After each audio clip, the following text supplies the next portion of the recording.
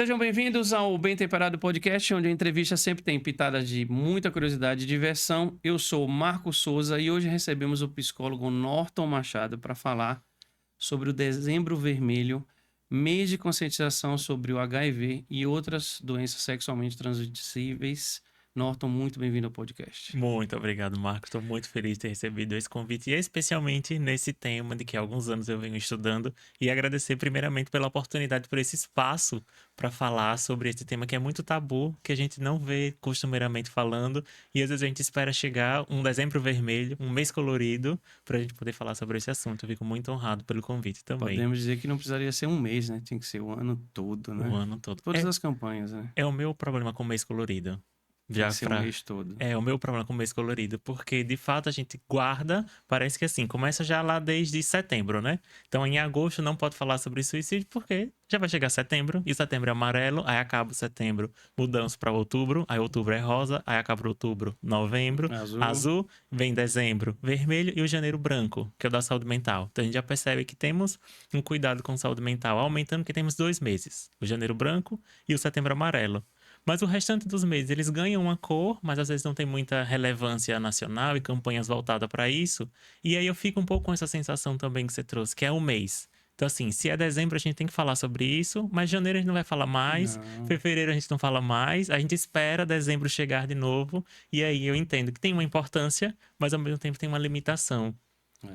Eu vou apresentar o nosso convidado, Norton Cruz Machado, sergipano, natural de Itabaiana, formado em psicologia e hoje atua no trato da saúde mental de pessoas. Eu assisti uma apresentação sua sobre o burnout, muito importante esse tema, e hoje é impossível não ter o entendimento, principalmente de gestão de pessoas, ter o burnout, né? Eu falo que hoje ser gerente de empresa é ser administrador de burnout. Exato, o seu e dos outros. Às vezes eu até esqueço do meu.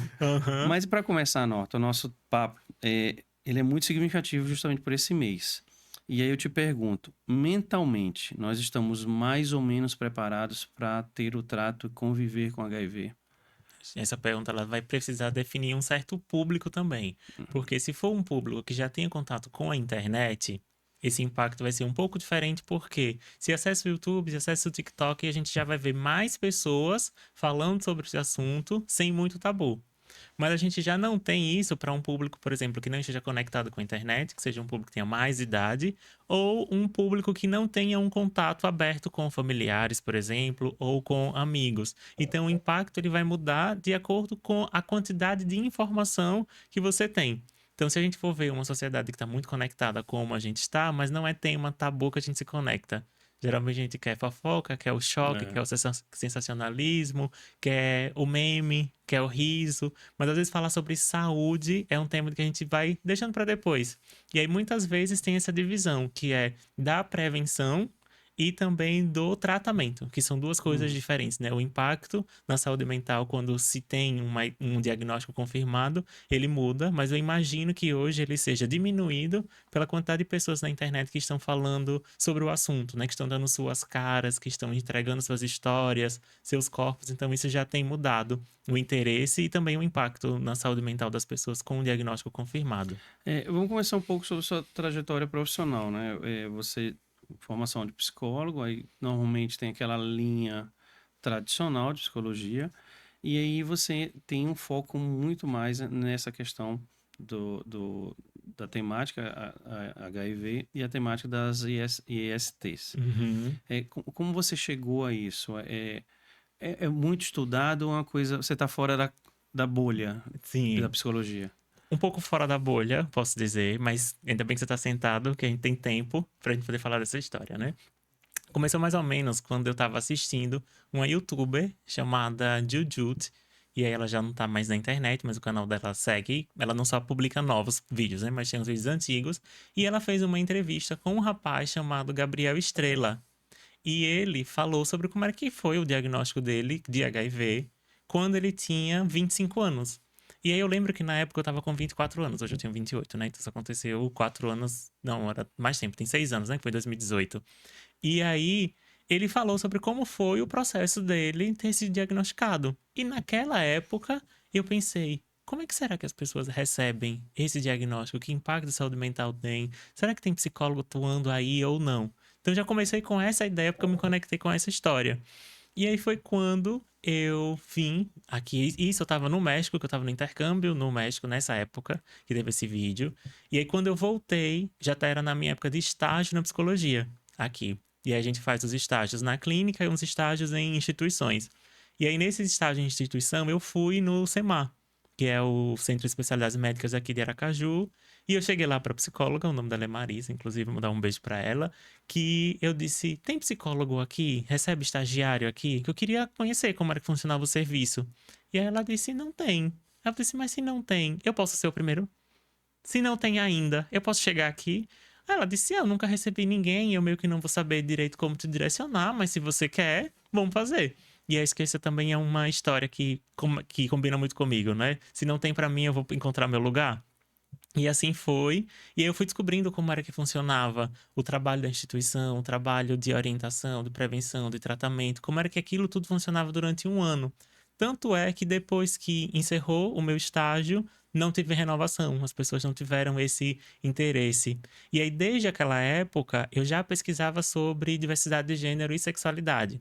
Então, também pesquisando sobre isso, também estudando sobre isso, eu lembro que naquela época era também para mim entender, era também um estudo para entender o que estava acontecendo comigo também durante a minha transição de juventude para a idade adulta, né, que eu já estava na universidade. E aí eu descobri que tem outros atravessamentos, tem outros assuntos que são relevantes para nós, para nossa comunidade. E aí poucos psicólogos às vezes se interessam, porque às vezes quando é um assunto que ele é muito tabu, como o sexo, como gênero, como diversidade, como prazeres, isso acaba sendo visto como, não, depois a gente vê isso, ou a gente vê escondido, ou a gente não pode ver em Uhum. público. Aí minha trajetória foi vendo assim, sim, como é que a psicologia tem esse impacto? O que que a gente percebe? Como que a gente pode contribuir? Que tipo de conhecimento eu posso ter, ou como o meu conhecimento pode ajudar essas pessoas? E aí foi quando eu fui conduzindo os meus estudos científicos para isso, assim, tanto na minha conclusão de curso da graduação, como na minha conclusão de curso da pós-graduação, foram voltados nisso, né? Inclusive, até da pós-graduação foi sobre o impacto diagnóstico. A partir do momento que a pessoa recebe esse diagnóstico, o que que acontece com ela, especialmente, né? Tanto pela minha trajetória clínica, acompanhando pessoas com o diagnóstico confirmado e acompanhando pessoas que estavam em teste, estavam ali aguardando o resultado de um teste, ou estavam aguardando um exame específico para iniciar uma PEP ou uma PrEP. Então, tudo isso foi conduzindo para o meu coleta de conhecimento até hoje, mas nessa história, assim, parte de uma curiosidade, parte de um desejo pessoal de saber e parte também de como que a psicologia se interessa com isso. Mas foi mais ou menos por esse caminho que eu fui me encontrando e fui despertando esse interesse. Também tem uma parte muito pessoal. Noto, a gente estamos praticamente na porta de 2025 e se a gente considerar são pelo menos 40 anos de convívio com isso. Uhum, Então, seria não ter profissionais, é, você fala de interesse, também pode estar relacionado ao próprio preconceito. Não, eu não quero ser psicólogo dessa área, não uhum, quero me meter com isso, porque uhum. esse universo, vamos chamar assim, pode até me corrigir, o universo do soro positivo, o termo é esse, É, soro positivo? hoje a gente já atualiza para pessoa vivendo com HIV ou AIDS, Certo. porque o soro positivo a gente pode encontrar como um material, né? Uhum. Esse soro, esse Está tipo, está positivo. positivo. Então, E isso é uma palavra que acabava estigmatizando muitas pessoas, porque tem quem é soro positivo tem nome, e quem é soro negativo não tem nome, né? entendi. Ninguém fala. Mas assim, a pessoa já tem um universo ao redor dela de preconceito em tudo quanto for imaginável, porque independente de orientação sexual, de comportamento, toda vez que a gente colocar que a pessoa foi diagnosticada positivamente, joga-se um preconceito e muita gente pode se contaminar numa transfusão, Uhum, sabe? uhum, E um contato besta. uhum, Você falando isso, então as pessoas não estarem no meio disso, tem muito preconceito ainda, né? Tem pouco uhum, profissional uhum. porque não quero estar nesse ambiente. Tem Sim, isso, né? exato. Infelizmente, né? Infelizmente. 2025 e a gente ainda tem isso. A gente tem isso. Temos muito desses problemas porque também tem uma outra questão que em 2014 que foi publicado da lei de antidiscriminação, que já tem esse tempo pra gente poder saber que é crime você divulgar o estado sorológico de uma pessoa. Apenas ela pode fazer isso. Então tem esse outro ponto de que as pessoas que vivem com HIV, elas têm uma dificuldade também, mas a sociedade faz mais isso com ela, né? Ela só responde ao que a sociedade faz, que é, ninguém pode saber do meu diagnóstico. Então, quanto menos pessoas eu contar, melhor. Só Porque que não vai isso sofrer preconceito. porque não vai sofrer preconceito. Só que isso vai ser por termos muitos profissionais de saúde que acabam esquecendo desse sigilo e acabam infringindo e trazendo esse impacto. Aí uma coisa vai conectando a outra, que é como é que eu vou para esse lugar para ter essa consulta com esse profissional, se ele pode falar de mim para uma outra pessoa. É errado eu falar de uma impressão, eu acho que eu tive essa impressão. É, numa clínica, a sala é identificável. Aí a pessoa entra, todo mundo fica esperando ela entrar. É como ir no banheiro do avião. Se Aham. você foi rápido, foi número um. Se você demorou, eles acabam já ali começando, né? A identificação Uhum. da pessoa, né? Expõe, né? Sim. É um erro, né? Isso. Tem essa questão que ela vai ficando complexa por uma outra medida também. Porque hoje o tratamento do HIV, ele é exclusivo pelo SUS. Você pode ter rios de dinheiro. Você não consegue o medicamento no Brasil se não for via SUS. Mas o tratamento, acompanhamento com infectologista, você pode fazer na via particular. Então, vamos supor que você vai numa clínica particular que tem vários médicos, um deles é infectologista e é o que você vai, mas não é uma clínica de infectologia que pode ser que você encontre, né? E a infectologia é também marcada por ser a área da medicina que atende essa população para fazer o cuidado com o HIV. Então isso acaba desidentificando para algumas pessoas, porque vão para via particular, mas na hora de buscar o medicamento, não. Aí o que que acontece? Tem muitas pessoas que, por conta dessa exposição e como o centro de distribuição em Aracaju é o CEMAR, acabam pedindo para outras pessoas irem.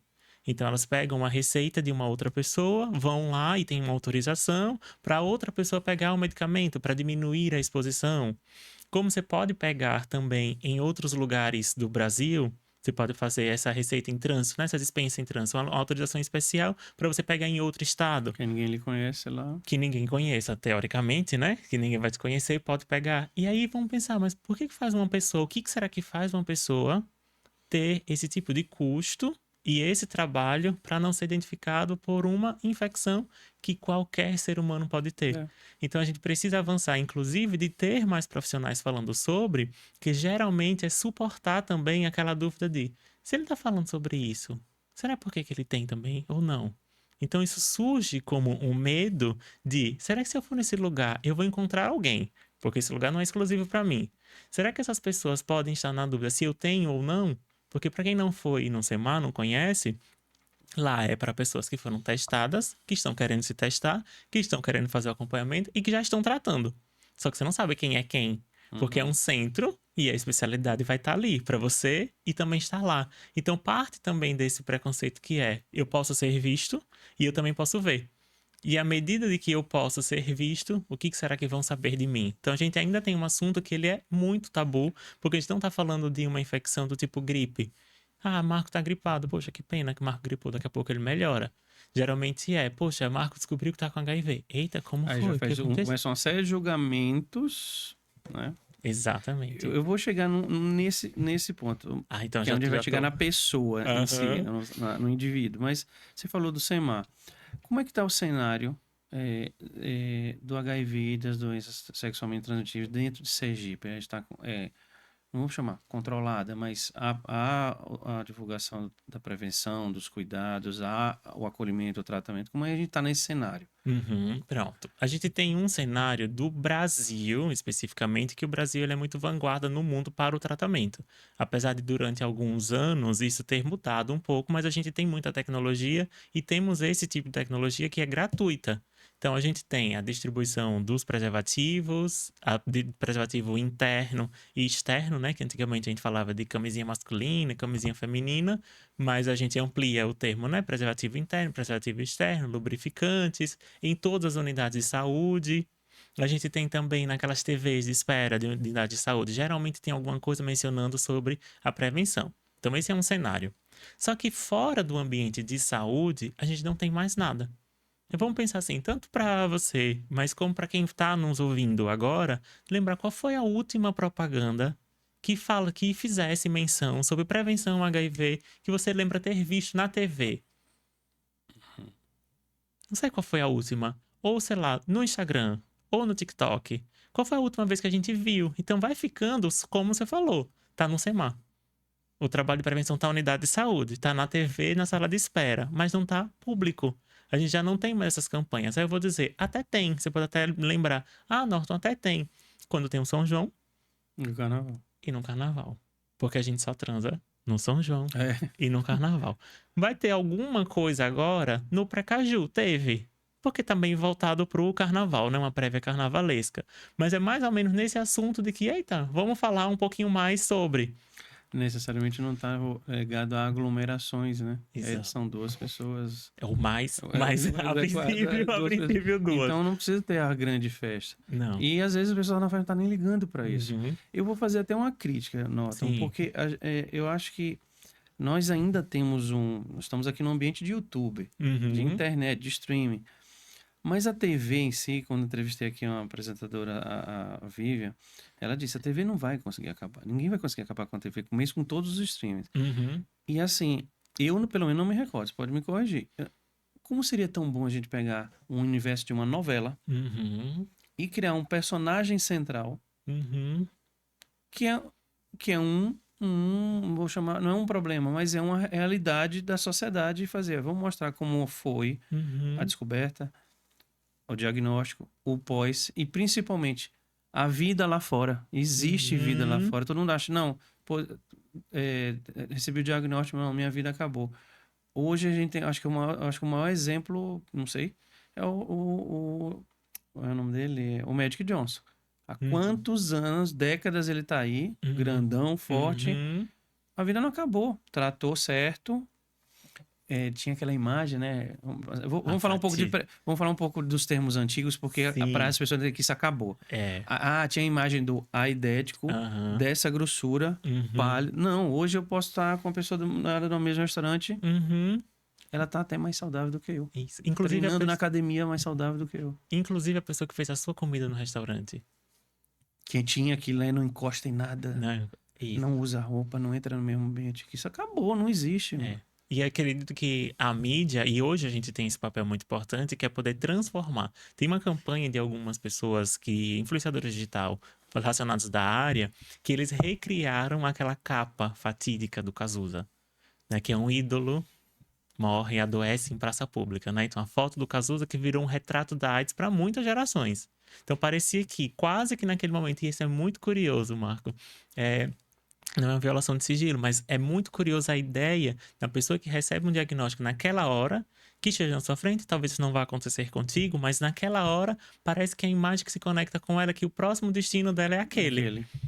E aí o que esses influenciadores fizeram? Colocaram a cara deles naquela mesma manchete, a nova cara da AIDS. Então eles estavam se mostrando de que eram pessoas comuns, porque a gente precisa associar de que é um acontecimento na vida de qualquer pessoa. E eu não vou dizer que não é qualquer pessoa que tem relação sexual, porque tem algumas pessoas que podem se infectar, que é um termo novo, né, que a gente não usa mais contaminar, mas que podem se infectar sem necessariamente ter tido uma relação sexual, por conta da transmissão vertical, né? Quando uma mãe que vive com HIV, que não faz o tratamento corretamente, e aí o filho acaba nascendo com o vírus, né? E esse ponto, quando você falou da novela, eu acho que é importante também ter essa vivência de que foi um acontecimento, não virou o grande drama da vida dessa pessoa que vira na história dela. E a gente poder falar, inclusive, de ter mais preservativo. Porque as pessoas na novela transam. A gente vê. Fazer o lembrete, né? Não tem esse lembrete. Essa camisinha não surge. Tinha uma campanha do Ministério que eu acho bem legal, que era, tem muitos anos isso, que era as pessoas estavam se pegando no ambiente de festa e elas estavam indo quase, né? O vídeo deixava essa menção de que elas estavam quase indo para um encontro mais íntimo.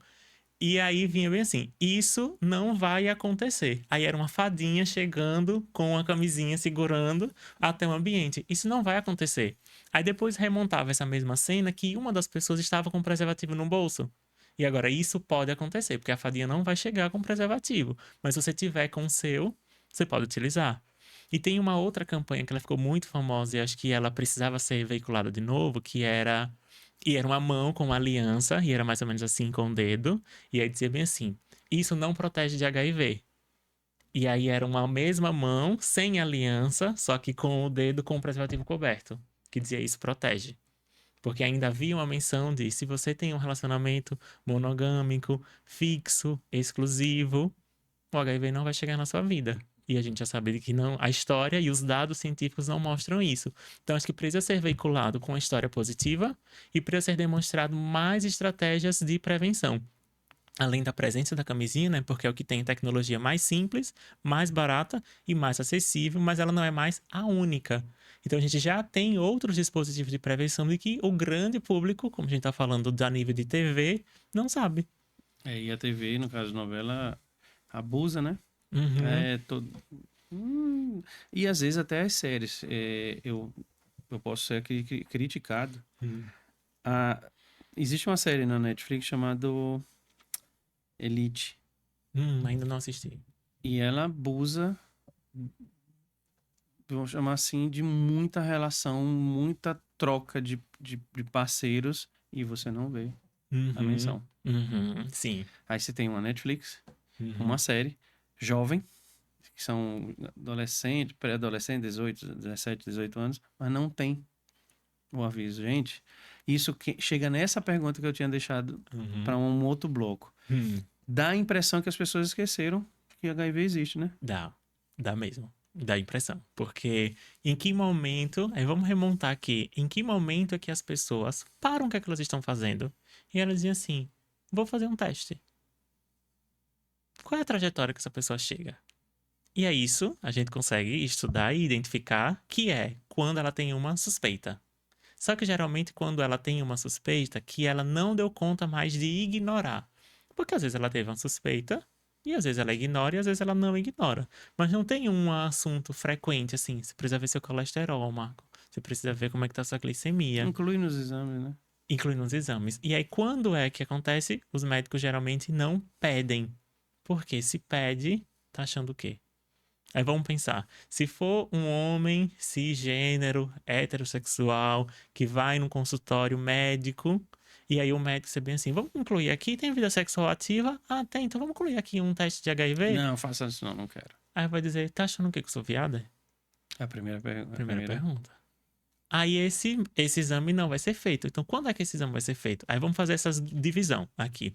Quando a gente vê uma mulher, ela vai ser testada na gravidez. Então, ela vai ser testada no primeiro trimestre, e aí, teoricamente, ela também deveria ser testada na hora do parto, no último trimestre. Por quê? A gente sabe que no primeiro trimestre, se detectado, ela vai começar a fazer o tratamento para ela ficar indetectável. E aí já vou explicar o que é indetectável agora, né? Indetectável quer dizer que não existe tão pouca quantidade de vírus circulando no sangue dessa pessoa que ela é incapaz de transmitir por via sexual. Então, esse é um avanço da tecnologia grandioso que a gente tem há pouco tempo, comprovadamente, cientificamente comprovado, na verdade, e que isso salva vidas, porque é a informação que salva vidas. Então, se ela é testada no primeiro trimestre, a gente já sabe que vai mudar a via de parto, o tratamento, a amamentação, tudo isso vai ser redirecionado para que a pessoa que está grávida não passe para o embrião, para o feto, para o bebê. E ela vai ser testada na hora do parto, porque durante o primeiro trimestre e o último trimestre pode se adquirir. Uhum. E aí ela pode ser nunca mais testada. Já fiz lá atrás, não precisa fazer Não mais. precisa fazer mais. Enquanto o homem vai ser testado que horas? Se ele não estiver procurando, se ele não estiver buscando, se ele não tiver acesso à informação, se não tiver no check-up, se o médico não pedir, isso vai surgir quando na cabeça dele? E aí não vai surgir. E a gente já sabe que indetectável é igual a intransmissível. Então, o problema hoje do controle de epidemia de AIDS no mundo, né, do HIV especificamente, no Brasil e no mundo, são as pessoas que têm, mas elas não sabem. E eu não quero colocá-las num lugar de culpa. Quero colocar num lugar de existe uma complexidade de tratamento, porque precisa envolver amigos, familiares, profissionais de saúde, que quebrem esse tabu de pedir, ou de fazer, ou de sugerir, ou de mencionar. Quando foi seu último teste? Quando foi que você fez? Como a gente também faz essa pergunta com as pessoas assim, você tá com essa respirando assim, ofegante. Vai fazer o exame do coração para ver o que você tem. Ah, e vai fazer também algum exame de rastreio de ST. Por quê? Porque isso vai frear a transmissão, que é uma das metas da UNAIDS. Existia uma meta que era 90, 90, 90, que era até 2020, então já passou, né? Existia a meta de 90% da população precisava ser testada, porque tudo começa com um teste. Das 90% das pessoas testadas e confirmadas, 90% delas precisavam estar em tratamento. Para que 90% das que estivessem em tratamento chegassem a um estado de indetectável, logo intransmissível, a gente chegaria a 2030, que é quase lá, com um estado de controle maior da epidemia. Ela ia parar de se multiplicar. O Brasil conseguiu atingir essa meta, como você falou, mas tem vários outros países do mundo que não atingiram. Aí mudou para 95, 95, 95. Então apertou um pouquinho mais. Então, a gente precisa de mais pessoas se testando, mais pessoas se tratando para que o vírus de fato possa estar controlado, para que as pessoas elas não estejam mais transmitindo. Então existe uma complexidade que precisa envolver também família, escola, alguns centros religiosos, e aí eu sei que o sexo é um tema muito tabu dentro de diversas instituições religiosas, então a gente não vai falar sobre a prevenção, por quê? Justamente isso, como você falou, muitas vezes adquirir uma IST é vista como uma promiscuidade, múltiplos parceiros, não pode ter. Entendi. E a gente tem essa gama maior. Então, acho que esse é um ponto para todo mundo se questionar, né? Você Que falou, horas que eu testo, que eu me testo? você falou de um ponto que é bem interessante, porque assim, se a gente fala de educação sexual nas escolas, ela é um universo muito grande, mas aí você cita e veio na minha cabeça assim, nós temos campanhas para o bullying, Uhum. nós temos campanha para o gênero, mas doenças são doenças. Uhum. E, e não se foca nisso. Uhum. E acho, talvez me permita, se a gente desde o início, lá na pré-adolescência, já começar com a educação sexual para entender o que não é não, Uhum. o abuso e como se fazer corretamente. Uhum. Imagine um resultado positivo no adulto, né? Exatamente. Mas, é como você disse, se tocou no assunto, é uma bomba, não Hum. mexe nesse vespeiro. Uhum. É muito difícil, né? Sim, É muito sim. difícil, porque, querendo ou não, é uma doença íntima, né? Tem muito do Uhum. íntimo de uma pessoa, né? Você Sim, expõe. sim. E tem outro ponto que você falou agora da educação sexual, e especialmente a educação sexual feita na escola, porque a gente pode ter educação sexual em vários lugares. A escola é um desses lugares, e acompanhando a trajetória de vida desse sujeito à medida de que ele dá conta de saber. Então, por exemplo, a gente não ensina uma criança de 2 ou 3 anos a fritar um ovo, porque ela não tem condição de aprender aquilo, porque é muito arriscado manusear um fogão com alguma gordura, uma chapa quente, então ela não dá conta de saber daquilo. Mas ela está começando a aprender outra coisa, como segurar um talher, como se portar à mesa, à medida que ela tem conhecimento. E aí tem que é uma ferramenta de educação sexual que ela é muito efetiva e que os pais poderiam estar fazendo isso em casa também, que é criança não tem segredo. A gente não pode contar segredo para criança, porque geralmente uma pessoa que vai fazer algum tipo de abuso sexual, ela vai pedir um segredo dessa criança. Só que se essa criança já aprendeu em Aprende a guardar casa segredo. que não tem segredo, criança não guarda segredo, criança não pode ter segredo. Se alguém chegar para você e disser bem assim: "Ah, vou lhe contar um segredo", a resposta dessa criança vai ser: "Criança não guarda segredo". Porque criança não pode guardar segredo. À medida de que ela guarda um segredo, a gente também pode guardar uma violência. Então, isso também é educação sexual. É uma ferramenta simples, porque a gente acha de que a educação sexual vai ser ensinar as pessoas a fazerem sexo. Não precisa, todo mundo é quase autodidata nisso. Então, a gente não precisa ensinar ninguém a transar. Vai aprender. Ao longo da vida vai aprender. A gente precisa ensinar ferramentas de autoestima, de higiene, de não, como você falou, né? Nesse caso, de perceber os próprios limites, para aí sim depois falar da prevenção e não ficar só naquela parte do conteúdo de ciências ou de biologia que a gente vai ver sistema reprodutor e depois, logo em seguida, doenças sexualmente transmissíveis, que ainda tem esse termo, né? Doença. E aí vai mostrar aquelas imagens que elas são estranhas, né? Elas causam impacto, né? Sobre uma clamídia, uma gonorreia, um HPV. E aquilo dali já dá até na gente, porque a gente não consegue reconhecer em nós essa possibilidade e ao mesmo tempo não se sabe como tratar, onde que deve ir, o que que se faz, que orientação emocional a gente pode dar para essa pessoa e muitas vezes até na hora da relação sexual, imagina, encontra uma verruga que esteja na região genital. Faz o quê? Interrompe, orienta, fala, trata ou não posso deixar de acontecer e vou assim mesmo? Tem o preconceito dele nem falar pra parceira, né? Que tá com alguma coisa, né? Uhum, Aí tem um caso do que vai pro médico. Aí o médico fala, olha, você vai fazer um tratamento, uma pomada aqui, você vai ficar 45 dias sem ter relação. Ele não toma um remédio. Porque, uhum, não, eu tenho que continuar, não posso parar. sim. E aí ele retransmite várias vezes, né? Um bem nesse tema é o HPV, né? Exato. HPV e é numa outra, que é de sífilis. O Sergipe detecta muita sífilis por conta da gravidez, né? Então, tá dentro do pacote dos exames do primeiro trimestre a sífilis para ser testada, porque a sífilis congênita, ela é muito grave para as crianças, né? Quando nascem com sífilis, então precisa, a mãe precisa ser tratada, e aí quase sempre precisa tratar a pessoa que também se relaciona com ela. Porque se ela se infectou, precisa vir de algum lugar. E se esse marido não vai fazer esse tratamento, provavelmente essa pessoa vai voltar a ter uma relação sexual Voltar. e voltar a É transmitir. um ciclo, fica ali, né?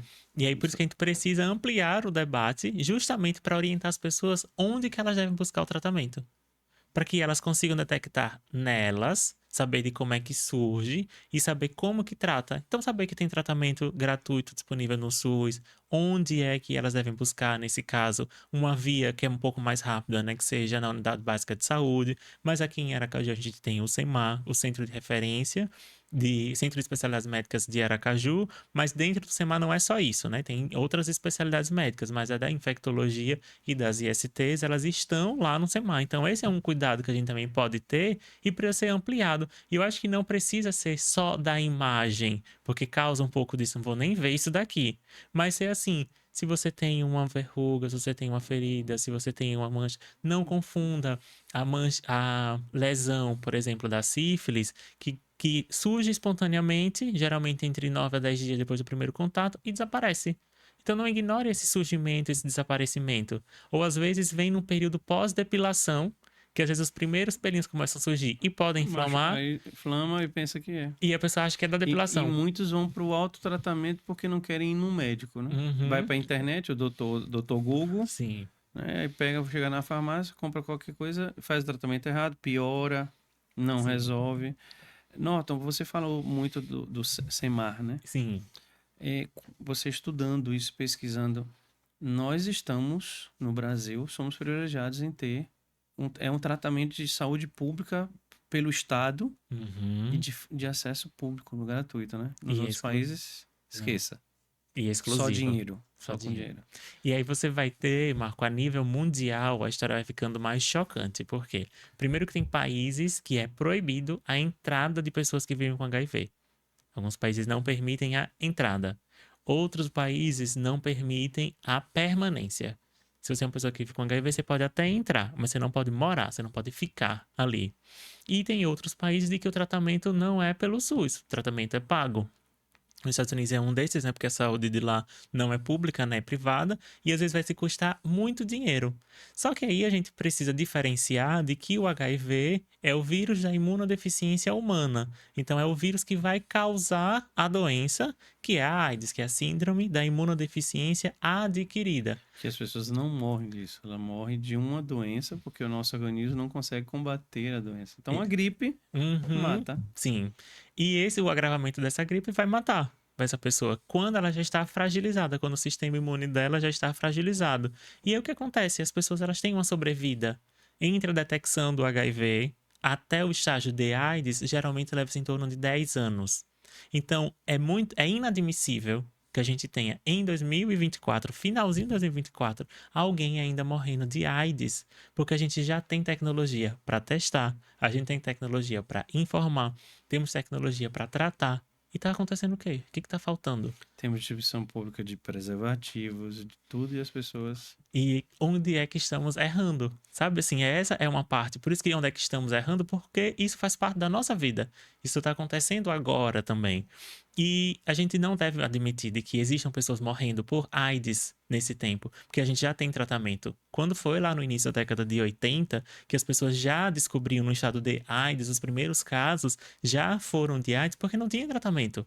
Não tinha Mas medicamento, não tinha o que chamam de coquetel, né? E foram sim, evoluindo os remédios. uhum, A quantidade é menor hoje, né? exato. Antes você falava coquetel porque era um prato, né? Seria, mas sem exagero, seria um negócio assim de remédio, de comprimidos. Hoje existem medicamentos desenvolvidos. O cara toma uma vez por dia, 2 vezes por dia, um complexo já ali. Uhum. E agora que você pegou e trazendo já esse gancho das ferramentas de prevenção mesmo, por via medicamentosa, porque a gente só tinha um tipo de prevenção que é barreira. Aí vamos fazer uma viagemzinha um pouquinho mais no tempo. Eu tenho um pouco dessa parte de professor, né? Vamos entender um pouquinho mais lá atrás. Existia um momento de que foi indicado de que as pessoas não tivessem relação sexual. Porque essa seria uma forma eficiente de impedir a transmissão do HIV. E a gente já sabe de que isso simplesmente não é nada eficiente, porque sim, as pessoas vão transar. E um outro ponto é, agora que elas vão transar, a gente precisa oferecer algum método seguro para que elas possam fazer isso. E aí vem a camisinha. E a camisinha ainda continua sendo segura, barata e acessível, porque ela tem uma tecnologia muito baixa para ser desenvolvida. É É um, um, é um meio de proteção para todas as classes sociais. É o é mesmo. o mesmo. E de barreira, que esse é um termo mais científico. Do outro lado, a gente vai ter um método de barreira química. E a gente vai falar agora da PEP, PEP, e da PrEP, PrEP. Qual que é a diferença delas duas? A PEP é uma profilaxia pós-exposição. Ou seja, se você teve uma relação sexual e que ela pode te deixar em maior risco para contrair o HIV, para ser infectada pelo vírus, que experiência poderia ser essa, Norton? Uma experiência de que você não lembra se usou preservativo ou não. Isso pode ser porque você estivesse, por exemplo, bebeu muito e aí tem uma confusão de memória, não sabe se usou preservativo ou não. Se você não usou preservativo e se arrependeu, porque precisamos garantir o direito ao arrependimento, ou se você simplesmente não quis usar, mas depois lembrou e aí agora a gente vai poder cuidar. E aí um caso que é de pessoas que sofreram com algum tipo de violência sexual, algum sexo não consentido. Um crime, né? Um crime sexual. A pessoa foi vítima de um crime sexual. E aí, esse caso de PEP, ele deve ser feito em até 72 horas após a exposição. Então, como é que vai funcionar? A pessoa vai até o centro de saúde, o CEMAR, ou vai até alguns dos lugares, né? Quem estiver assistindo a gente de outro lugar que não seja de Aracaju, procura no Google, né? pep.aides.gov.br, que vai ter o centro de todos os lugares que tem dispensas de PEP, em até 72 horas após o contato. E o que vai acontecer? Ela vai ser testada para saber se ela já não tinha o vírus antes. Porque se ela já tinha o vírus, a PEP não vai servir, ela tem que iniciar o tratamento. Então, ela vai receber o composto dos medicamentos, que seria a terapia antirretroviral, né, a sigla TARV, para ela tomar durante 28 dias. Depois que ela toma durante 28 dias, faz novamente um teste com 30 dias, depois faz um teste com 120, com 90, com 180, vai depender muito da política da unidade, mas a gente tem uma ideia de com 180 dias, essa pessoa Tenha é, certeza. tem a certeza. A gente tem uma taxa de soro-conversão de cerca de 90 a 95%. Então, olha que tecnologia avançada. Alguém pode se prevenir de uma forma química. Ou um outro ponto que eu esqueci até de mencionar, que ele é também muito comum. O preservativo pode se romper. Você Sim. pode ter usado o preservativo, ele pode ter se rompido e a PEP é para esse caso também. Só que as pessoas precisam saber para poder utilizar. A pessoa basta ela espontaneamente chegar, solicitar. Exato. Isso é uma exclusividade brasileira. Tem em outros lugares do mundo Mas também, mas aqui é SUS. Você não vai não conseguir vai isso pela via particular, somente na via pública gratuito. e gratuito. Então, E- basta a pessoa, vamos lembrar, quem está assistindo, teve qualquer desses cenários, torcendo principalmente que não seja de violência, Uhum, gerou a dúvida, basta procurar o centro. Oi, tudo bem? Eu queria uhum, fazer, aconteceu isso, explica. uhum. Isso também de uma forma sigilosa, né? Sigilosa, Sigilosa. sim, sim. Aí, gente, é gratuito, né? Isso. E aí tem um outro ponto que agora eu falei e lembrei. Se você tiver algum contato com pérfuro cortante, E Aí aí os isso vai. usuários de droga, né? E, Seringas. e ou também profissionais de saúde que durante o trabalho Uhum. possam acabar tendo algum acidente de trabalho e terem essa chance também de não adquirirem o vírus. Então a PEP era essa tecnologia para isso. Então durante 28 dias. Aí a gente vai esbarrar quase num momento parecido com o que você falou, né, das pessoas com tratamento, sei lá, com uma pomada de uso íntimo. Pode ser, poxa, mas eu vou passar 28 dias durante esse remédio, como é que eu vou esconder? Como é que eu vou contar? Então a gente vai esbarrar ainda em outras barreiras de preconceito e a tecnologia avança, mas o preconceito ele também avança. Então que a gente precisa de que o preconceito regrida É, para a a tecnologia tecnologia avançar. ia à frente. E a outra, que é a PrEP, que é uma profilaxia pré-exposição. Ou seja, se você tem um risco aumentado para o HIV, essa tecnologia vai ser para você de uma forma que você vai tomar um comprimido uma vez ao dia durante o momento que você quiser se manter protegido. A gente já tem tecnologias mais avançadas fora do Brasil. No Brasil tem uma em teste, que é uma droga que é injetável para você ficar 2 meses. Então, 2 meses vai deixar seu organismo imune para o HIV. E somente para o HIV. As outras ISTs vão precisar usar um método de barreira. Então, para quem é a PrEP? Para pessoas que ou usaram muitas vezes de maneira recorrente a PEP, então quer dizer que essa pessoa provavelmente tem alguma falha na prevenção de barreira.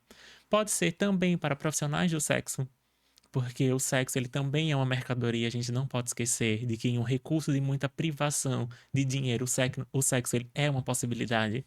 E eu não posso dizer para quem nunca vai ser, porque acredito que o sexo é uma possibilidade de adquirir dinheiro para qualquer pessoa. Em qualquer momento da vida, a gente não pode esquecer que essas pessoas também estão fazendo isso. Inclusive, enquanto a gente grava esse podcast, alguém pode estar trocando sexo por dinheiro com uma mercadoria. É. Então, essa tecnologia também é para proteger essas pessoas, é também para proteger casais soro-diferentes que queiram fazer o uso, porque mesmo que a gente saiba de que o indetectável é intransmissível, logo esse casal não precisaria fazer o uso, né? Desde que uma pessoa estivesse fazendo tratamento, a outra poderia não fazer. Mas às vezes tem uma divisão de responsabilidades mesmo, assim. Você está se tratando, eu também estou me cuidando. Pessoas que queiram ter uma vida sexual ativa e diversa, com múltiplas parcerias, por exemplo. Aí a gente tem um ponto que é: tem muitas pessoas que utilizam, por exemplo, o DIU, a pílula, porque elas não querem engravidar. E é um medicamento de uso contínuo, enquanto a pessoa não quiser engravidar. A gente também vai ter a PrEP, para que a pessoa não corra o risco de detectar e de ter o HIV. E a gente sabe da eficiência da PrEP pela redução dos casos de São Paulo. Tem cerca de 100 mil usuários ativos de PrEP em São Paulo e ano após ano se mostra cada vez mais eficiente essa tecnologia de não aumentar a detecção nesse público. E justamente por quê? Porque as pessoas têm acesso. E aí a pessoa que faz o uso de PrEP, ela é acompanhada ou mensalmente ou trimestralmente. De que forma? Faz todos os exames de rim, fígado, saber se está tudo bem com ela, para ela poder receber os novos medicamentos, os novos medicamentos, os novos medicamentos, e esse se tornar um assunto. Porque às vezes ela vai transar com outra pessoa e aí Comenta. comenta, e aí a gente vai propagando a informação E a prevenção. e a prevenção. Vamos falar um pouco de psicologia, Norton. Vamos. Qual o papel da psicologia hoje, no cenário atual, para o enfrentamento do HIV e das doenças sexualmente transmissíveis? Como a psicologia atua? Não, a gente tem um médico, Uhum, tem lá o infectologista, mas a cabeça. uhum. Como a psicologia pode participar aí? Acho que esse é um primeiro ponto. Pode ser em vários pontos na vida, na jornada dessa pessoa, né? Na hora de que ela recebe o diagnóstico, de trazer a informação de que a vida dela não vai acabar. A gente precisa descongelar aquela imagem, ou congelar, melhor dizendo, aquela imagem do Cazuza e apresentar imagens de outras pessoas, que aquela pessoa, ela não fez nada de errado, porque traz um quê de culpa que não deveria ter acontecido, que não era para ter sido assim, que ela tinha tanta informação e não conseguiu se cuidar. E aí a gente sabe de que existe uma estratégia que é pegar um problema de saúde pública e coletiva e transformá-lo num ato individual só daquele sujeito, porque aí faz com que uma pessoa se isente da culpa. Quando a gente sabe, e aí pelos exemplos que eu fui falando, temos falhas de falar em prevenção em inúmeras camadas. Não dá para responsabilizar só aquele sujeito naquela relação sexual. Então, a psicologia vai trabalhar também com essa prevenção e especialmente na reabilitação da vida sexual dessa pessoa. Então, para você ter ideia, quando a pessoa detecta HIV, ela tem uma chance um pouco maior de ter disfunção erétil. Porque se essa culpa ela não foi Ela tratada, bloqueia. bloqueia, e é assim, a forma de eu não transmitir, a forma de eu proteger outra pessoa, e a gente tem uma complexidade dentro da nossa psique. Então, se eu broxar, não vai ter. E aí, então, às vezes, essa pessoa ela não se vê mais digna de receber afeto, de estabelecer uma família, de se relacionar. Aí vamos pensar, numa mulher, ela pode achar de que ela não vai poder engravidar, se for o sonho da vida dela, por exemplo, né? No caso de uma mulher cisgênero, se ela quiser engravidar. E ela pode, porque o direito reprodutivo existe para todas as pessoas. E ela pode fazer de uma maneira segura, de uma forma de que o filho ou a filha venha a nascer e essa criança não tenha o HIV. Então a gente precisa ter esses pontos de informação, de orientação e também de dizer, olha, existe essa possibilidade para você também. Isso daqui pode ser também a sua nova fase da vida, de uma forma de que você venha a viver e o HIV você só precise lembrar que tem na hora que você vai tomar o medicamento. Então a gente pode ser também o trabalho da psicologia dessa orientação, dessa informação, principalmente na parte dos relacionamentos, porque chega o momento de que horas contar, conto ou não conto, conto antes de encontrar, conto durante o primeiro encontro, conto antes de transar e não tem uma fórmula, porque a pessoa precisa estar também preparada para receber, para contar, para saber que a outra pessoa sabe. Então tem aquela questão da exposição que eu falei até um tempo atrás. Então tem muitos lugares em que a psicologia precisa estar orientada para isso, para poder intervir. Então, às vezes, uma pessoa com HIV, ela tem algumas vulnerabilidades a mais a nível de relação, inclusive até para relacionamentos abusivos. Porque imagina só comigo, se essa pessoa aceitou, se ela sabe que eu tenho e ela quis estar comigo, então agora ela tem um poder um pouquinho a mais sobre mim, porque eu posso achar, ninguém gostaria, ninguém suportaria, ninguém. Aí você permite tudo. E aí então agora eu Vira vou uma tolerar. submissão. Vira uma submissão. Você falou interessante esse ponto, porque eu queria te perguntar isso. É muito comum, então, a pessoa diagnosticada, eu sou culpado disso tudo. Uhum, As pessoas não podem mais chegar perto de mim, elas se fecham, elas somem da sociedade. E aí o trabalho com um profissional de psicologia como você é chegar e falar: não, calma, você continua sendo a mesma pessoa, uhum, você não tem culpa de nada.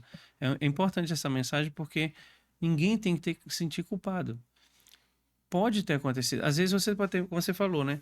A pessoa tem um relacionamento legal com uma outra, uhum, independente do sexo ser do mesmo ou não, e uma camisinha rompeu.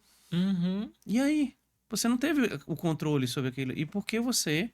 Ah, eu sou o lixo do mundo. É uhum, muito comum, né? Você uhum. mexer, mexe demais com a pessoa, né? E aí, isso mentalmente vai afetar a saúde física da pessoa, né? A cabeça tá ruim, aí o corpo Também. entrega, né? Sim. Existe, assim, uma pergunta muito delicada, tá? Uhum. Nota. Você já teve junto de uma pessoa na hora dela receber o resultado? Já, no Semar, E, sim. e, e nessa hora é fundamental você estar ali, né?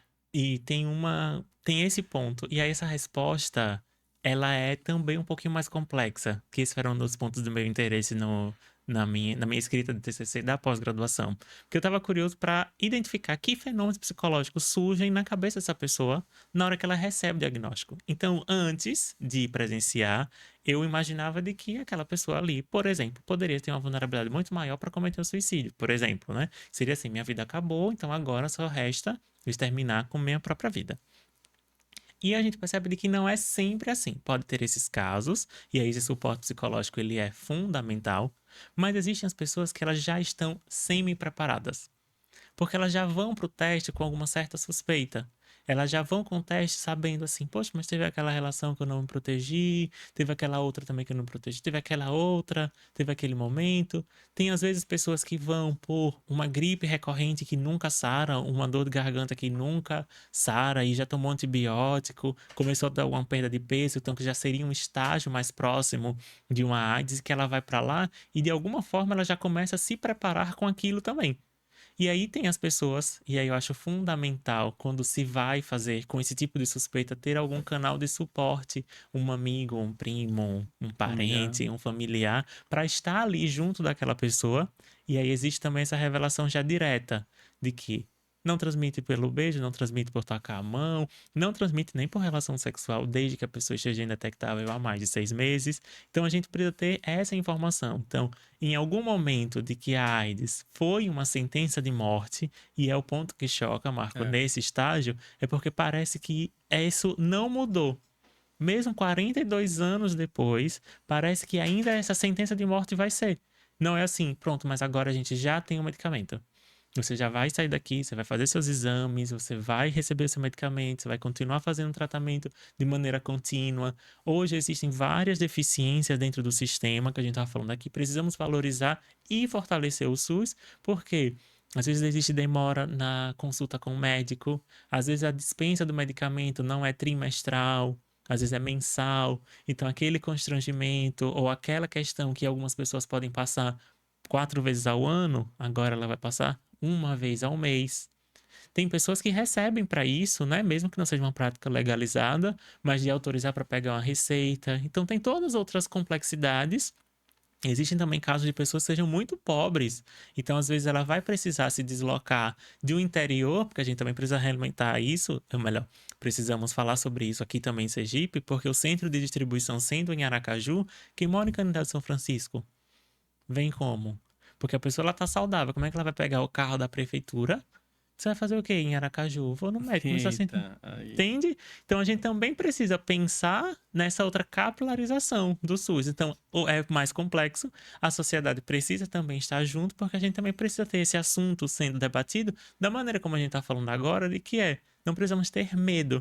Por isso que eu até não gosto muito do termo do dia 1º de dezembro, no caso ontem, que é o Dia Mundial de Combate à AIDS. A gente não precisa combater a AIDS, a gente precisa ser um dia de solidariedade às pessoas que foram vítimas da AIDS, que morreram, e também seja um dia de solidariedade com as pessoas que já vivem. Porque se a gente tira a ideia de combate, porque eu não sei como é que eu combato o vírus, né? Eu pego o quê? Uma luvinha de boxe e vou combater? Ou eu preciso ser solidário, ser impacto, ser empático, ter informação? Nota, eu posso fazer uma comparação dizendo assim: existe mais empatia com uma pessoa com CA do que com HIV, né? Porque Uhum, eu tenho uma vivência disso, minha filha mais nova, ela tinha uma suspeita de câncer. uhum, Nós fomos para São Paulo, para o GRAAC, e na hora que a gente recebeu o diagnóstico, o primeiro, na mesma hora já tinha um psicólogo para uhum, os pais e para a criança. Que a sim, criança ali, ela tá querendo, não sabe muito, ela quer se livrar daquela dorzinha. Minha filha uhum, dizia que era um bichinho que ela tinha. uhum, Essa empatia ainda precisa ser tratada, né? Precisa ser uhum, criada para esse grupo. uhum, sim, Tirar, derrubar essa barreira, esse preconceito idiota uhum, e falar, gente, é acolhimento.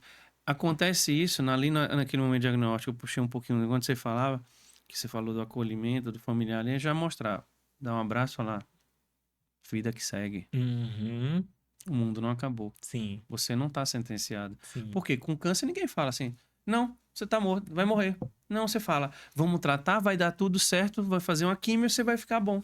Não, perfeito. você está diagnosticado, você vai ter uma vida normal. Eu posso, para talvez até dependendo da pessoa, se for do interior, não vai saber nem que é Magic Johnson. Vai falar Uhum, assim, cara, o cara disputou uma Olimpíada, ele jogou uma Olimpíada uhum, e tá aí, 30 e tantos anos. Cara, a sim, tua vida vai continuar, medicamentos estão aí. Ano que vem vai ter um novo medicamento que vai uhum. melhorar você, mas a gente tem que derrubar isso. Você falando, eu fico assim, vem por dentro. Cara, ainda é impossível entender em 2025 preconceitos. Aham, É absurdo. A gente tem tanta tecnologia, tanto tempo perdido para besteira e preconceito, eu acho que é a primeira doença. exato. E você trouxe, eu queria montar um gráfico agora, assim. No momento que a pessoa ela tem a detecção, esse é o momento de que o gráfico que está descendo a nível do sistema imune, ele está começando a descer, ou ele já desceu muito ao nível de AIDS mesmo, e agora nessa hora é o ponto de subir. Porque agora que se faz um tratamento, você pode agora ter uma sobrevida. Então, com o tratamento, os seus sonhos não vão acabar, com o tratamento, a sua vida não vai acabar, com o tratamento, provavelmente você não vai perder esse emprego, sua família não vai deixar de te amar. Por isso que esse trabalho precisa ser coletivo. E eu gosto muito de trazer metáforas para a gente poder pensar o que seria o acometimento da AIDS em si. Porque a gente, às vezes, tem uma empatia, uma solidariedade com um câncer, com uma criança, porque a gente não tem uma barreira muito forte e que a mídia foi muito responsável por isso, principalmente na década de 80, que ter associado ao câncer gay, a peste gay. Então, muito desse preconceito que você fala também, que você menciona, está muito relacionado a quem é esse público. Porque existiu durante muito tempo o AIDS coitadinho e o AIDS bem feito. O AIDS coitadinho seriam as crianças que nasceram. Então, coitadinho, já Ou um que pegou nasceu. por transfusão, como foi o Betinho.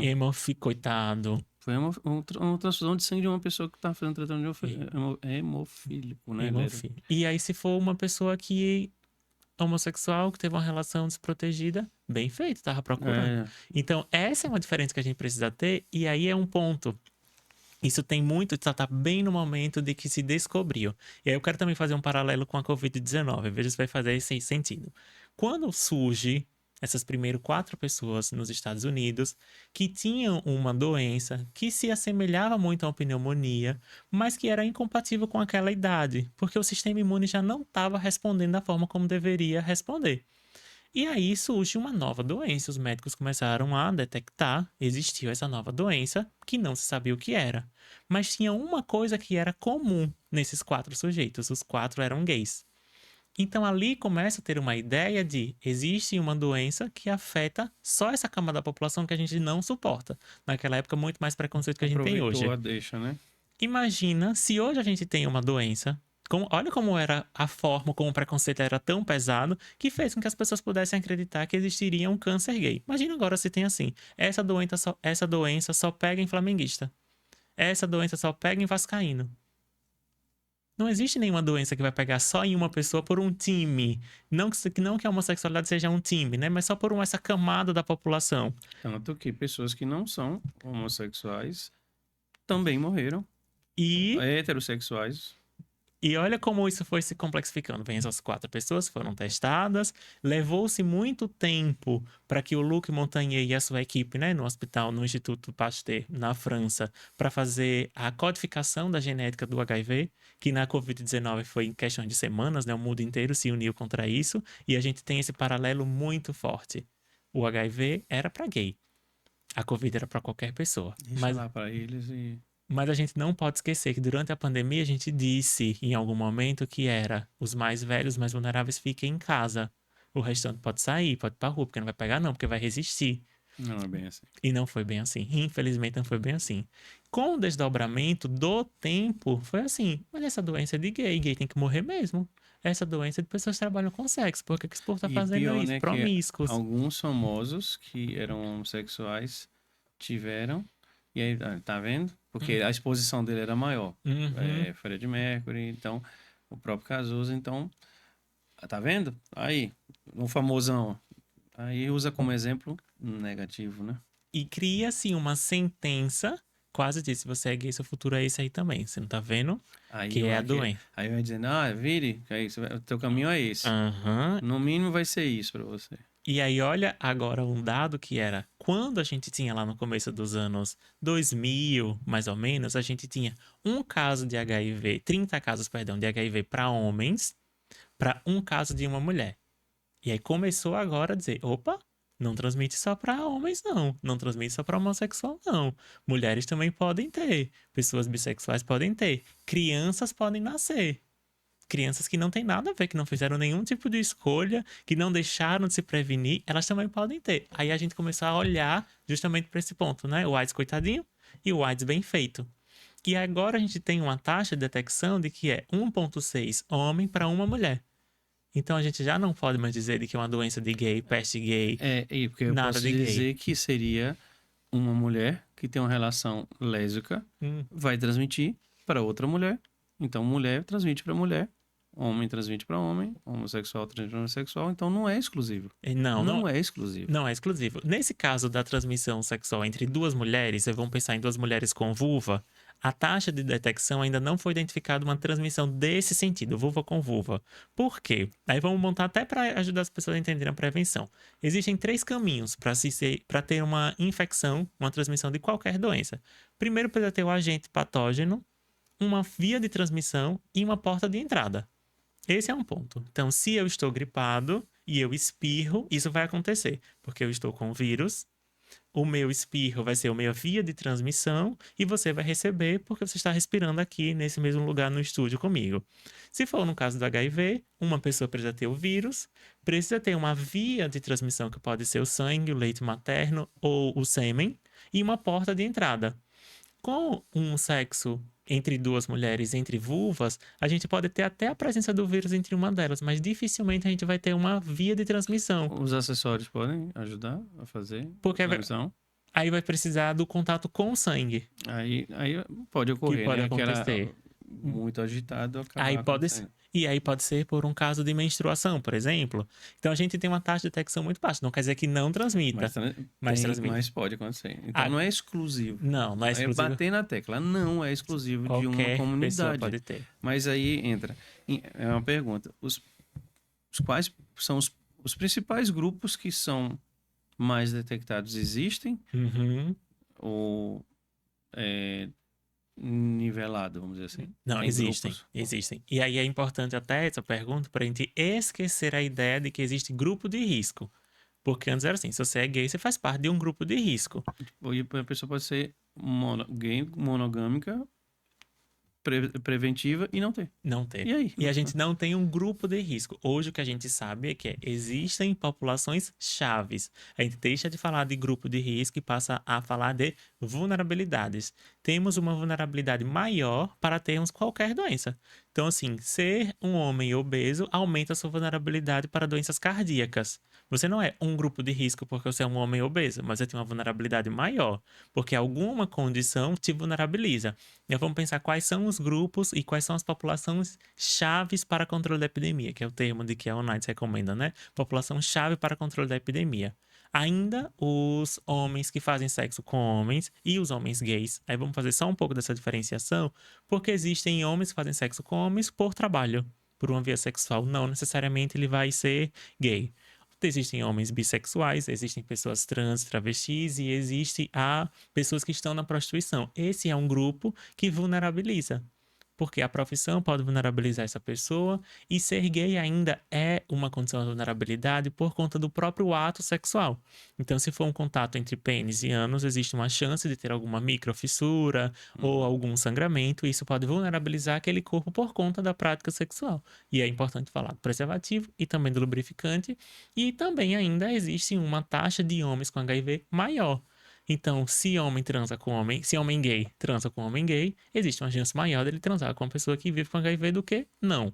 Só que a gente também precisa lembrar dos outros grupos que também podem vulnerabilizar. Então, por exemplo, as pessoas que estão na prostituição. Existem pessoas que querem pagar a mais para não usar preservativo. E aí vem a cabeça, não, eu tomo só o anticoncepcional para não engravidar. E esquece que tem do restante. Existem também população indígena, que a gente está falando agora das pessoas que vão para a unidade básica de saúde, que buscam preservativo ou não. E eu também vejo com algum certo problema de ter o preservativo só na unidade básica de saúde, o gratuito, né, para você pegar, né? No supermercado tem para você vender, mas na padaria, em outros lugares tem geralmente para você poder comprar. Mas às vezes, para uma pessoa chegar numa farmácia para comprar um preservativo, ela até pode se sentir constrangida.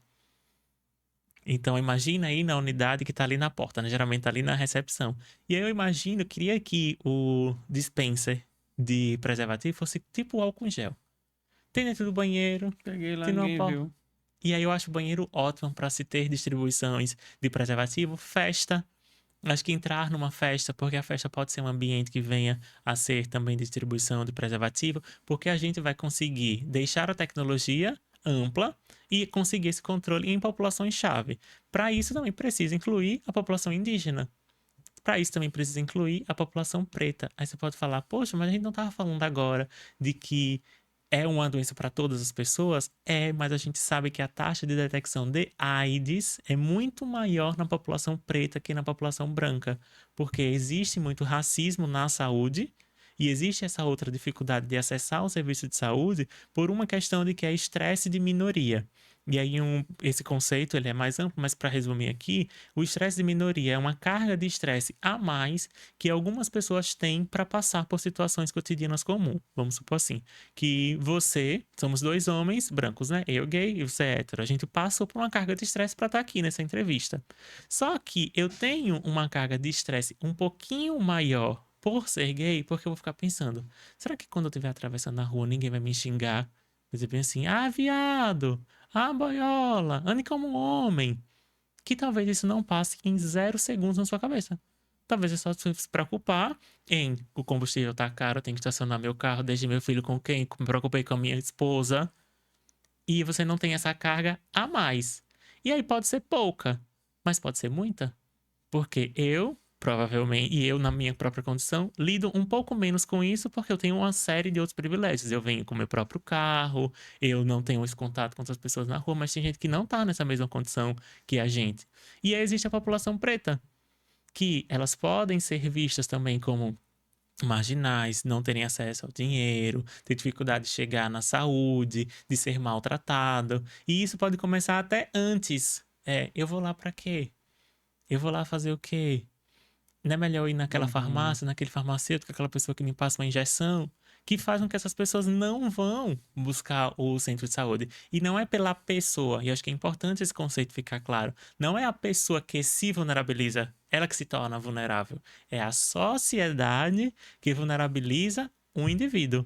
Então existe esse pacto social de afastar. Então, ainda assim, infelizmente, apesar de ser para todas as pessoas, mas ainda tem pessoas que morrem mais. Aí vamos lembrar também que na pandemia de Covid-19 aconteceu. Existiam pessoas que morriam mais de Covid. As pessoas que estavam trabalhando, por exemplo, em supermercado, em alguns ambientes públicos que não poderiam deixar de trabalhar. Existe também que morreu menos, que ficou de home office, que estava menos exposto, que estava trancado, que pedia as compras e chegava em casa, que higienizava, mas tinha alguém que estava indo fazer essas compras. Então, mesmo que fosse para todo mundo poderia pegar Covid, mas existe uma vulnerabilidade a mais pela profissão, pelo Pela dinheiro que tinha, exposição. para onde estava. Uhum. Então, as pessoas que estavam em casa, aí tem não sei se onde você mora se tem isso, mas tem as pessoas que vão recolher lixo na porta do condomínio. Então, as pessoas que estavam na pandemia, estavam doentes, elas tinham que ficar em casa se tratando, né?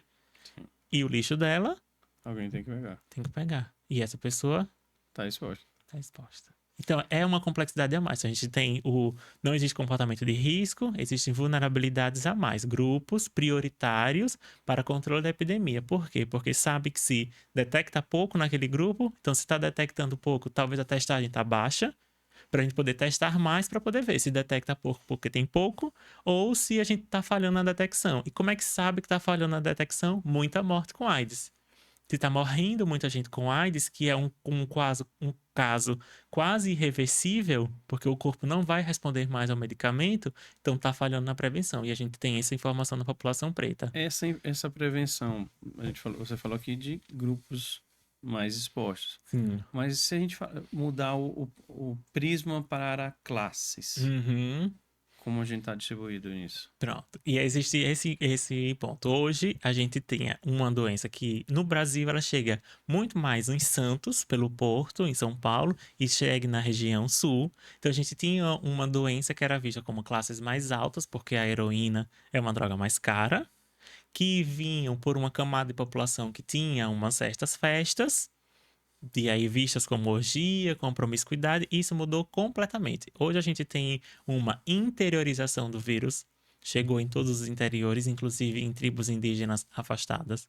Uma pauperização do vírus, então camadas mais pobres estão sendo acometidas, deixa de ser uma doença de rico por conta das drogas injetáveis e deixou de ser uma doença de homem.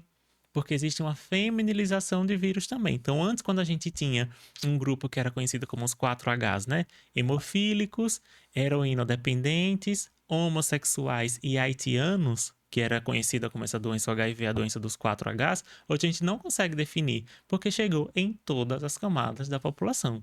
Então não existe mais nenhuma outra barreira que não seja a prevenção que te impeça. Ser rico não impede, ser muito pobre não impede. Morar em Aracaju não impede, morar em Tomado Geru também não impede. Então a gente não tem mais essa separação entre classes com mais, com menos, porque a gente sabe que chegou para todo mundo. Esses números, você está falando assim, quanto dessa população ela tem mais dinheiro, classe A, B ou C, a gente não tem esses dados pelo Ministério. O que a gente tem é a distribuição entre brancos e pretos, indígenas, urbanos, porque isso para a gente poder Uhum. ter um dado epidemiológico um pouco maior, mas da classe social não. Mas hoje o que a gente sabe existe uma taxa muito parecida de homens e mulheres, existe um aumento da detecção do HIV na terceira idade, e aí esse é um ponto, porque as pessoas não param de transar É, com uma certa idade, só que é uma população que a gente já tem estudo de se essa pessoa passou muito tempo sem usar preservativo, por exemplo, era casado, um casal heterossexual, uma mulher e um homem, a mulher usava a pílula para não engravidar, chegou a menopausa, vão continuar transando, separa. Pode acontecer uma separação. Esse homem, por exemplo, que passou muitos anos da vida dele sem usar preservativo, dificilmente vai começar a usar. E aí a gente sabe que existe uma taxa de detecção também na terceira idade, porque mantém uma vida sexual ativa, que a gente também não fala sobre.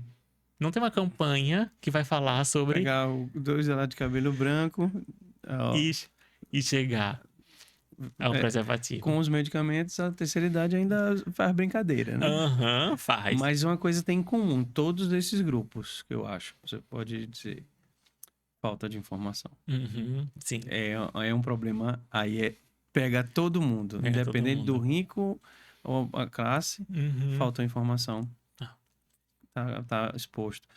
É, eu queria juntar assim, a gente falou da hum, pessoa, do indivíduo que está ali. Como é que as famílias participam desse momento? uhum. Como é que é? É muito normal, né? Vai dizer assim, poxa, você. Como é que essas famílias estão entendendo isso? Hum. Tem casos que vai ser a família. Eu acho que acredito que vai muito por um lugar de confirmar o que já tinha. Se a família já excluía, já não tratava bem, já não trazia para próximo, provavelmente vai continuar o ciclo do abandono. Se essa família já era próxima, ela vai se aproximar ainda mais. Sabe assim, quando tem um parente na família que adoece gravemente e precisa fazer rodízio no hospital? Vai todo mundo. Tem algumas pessoas que de fato vão ter várias pessoas indo para fazer rodízio, tem outras que não ninguém vai mais, porque é um divisor. Existem algumas pessoas que vão chegar e existem outras pessoas que também vão embora. Famílias que já estavam com a tendência de separação, vai separar. Aquela que sempre foi unida, vai acolher. E existe uma certa culpa em alguma medida desses pais porque ficam assim: por que eu não orientei? Porque eu não Porque acompanhei, né? Eu não via isso, debaixo do meu nariz. E existe também isso, porque a gente tem muita dificuldade de falar sobre sexo, sobre relacionamento, sobre prazer. E eu tô falando isso até mais, Marco, assim, não só nesse aspecto, assim, falta muito acesso à informação sobre dinheiro. A gente não tem uma educação financeira, por exemplo, na escola, educação nutricional. Algumas escolas, né, já começou esse movimento, mas educação nutricional, educação emocional. Uma pessoa que está com uma crise de pânico, uma pessoa que está com uma crise de ansiedade, como é que eu posso ajudar? Porque a gente não precisa ser só psicólogo, né? E eu não quero que esteja só em mim esse conhecimento. Acho que todo mundo deveria ser capaz de acolher uma pessoa em uma crise de ansiedade, em uma crise de pânico, ter essa informação também. Então, educação emocional e também educação sexual, e especialmente a obtenção de prazer. Porque a gente ficou dependente, e aí ao longo desse tempo, principalmente com a internet, com o advento do smartphone, a gente ficou dependente de uma única forma de prazer, que é em tela.